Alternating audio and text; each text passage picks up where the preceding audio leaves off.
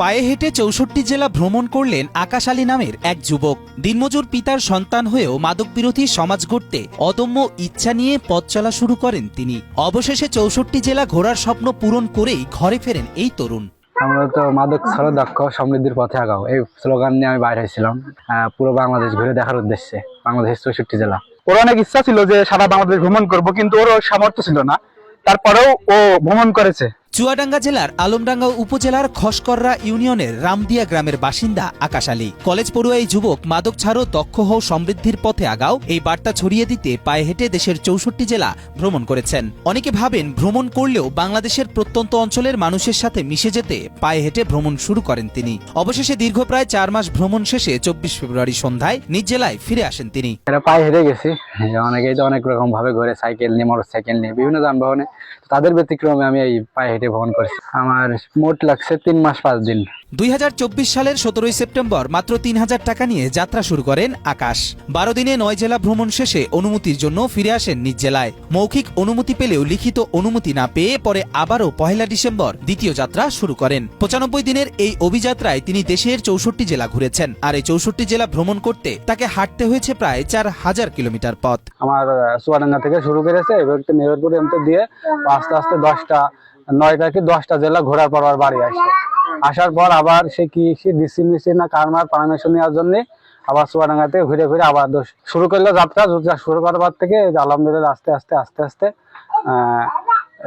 পুরা বাংলাদেশ ধরেন ঘুরে ফেললো। যাত্রাপথে প্রতিটি জেলায় জেলা প্রশাসনের সহযোগিতা পেয়েছেন আকাশ আলী। সেই সাথে অনেক সাধারণ মানুষ তাকে খাওয়ানো, আশ্রয় দেওয়া ও নানা রকম সহযোগিতা করেছেন। তার মতে গ্রামের মানুষদের আন্তরিকতা ছিল সবচেয়ে বড় অনুপ্রেরণা।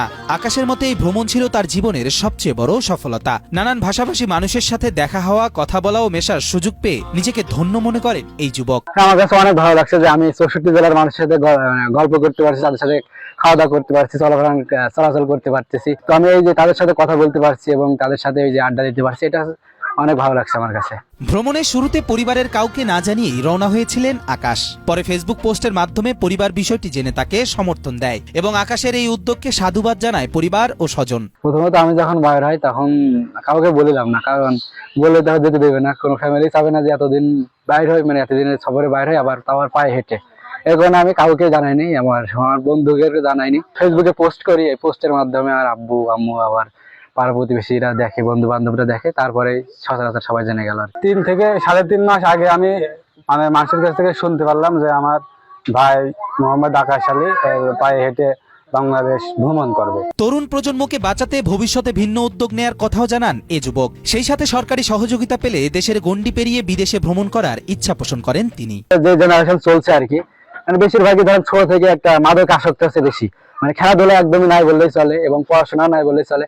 আমি বলবো যে এই মাদক ছেড়ে ধরেন পড়াশোনা প্লাস খেলাধুলায় প্লাস এই যে ভ্রমণের প্রতি আসক্তি হতে, কারণ আজ থেকে এটা আপনার সামনে প্রজন্মে ভালো দিক নিয়ে আসবে আর কি। আমার ইচ্ছা ছিল যে নিজের দেশ ঘুরবো এবং আমার বাইরের দেশে ঘোরার ইচ্ছা আছে।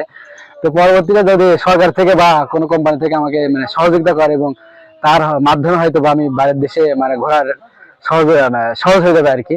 তো সেরকম পরিস্থিতি আসে আর কি, ইনশাল্লাহ বাইরের দেশে ঘুরতে যাবো। এই চমৎকার উদ্যোগের জন্য আকাশ আলীকে শুভেচ্ছা জানায় এলাকাবাসী। তার মতো তরুণদের ইতিবাচক উদ্যোগ সমাজে উদ্দীপনা ছড়াক, এই প্রত্যাশা সবার।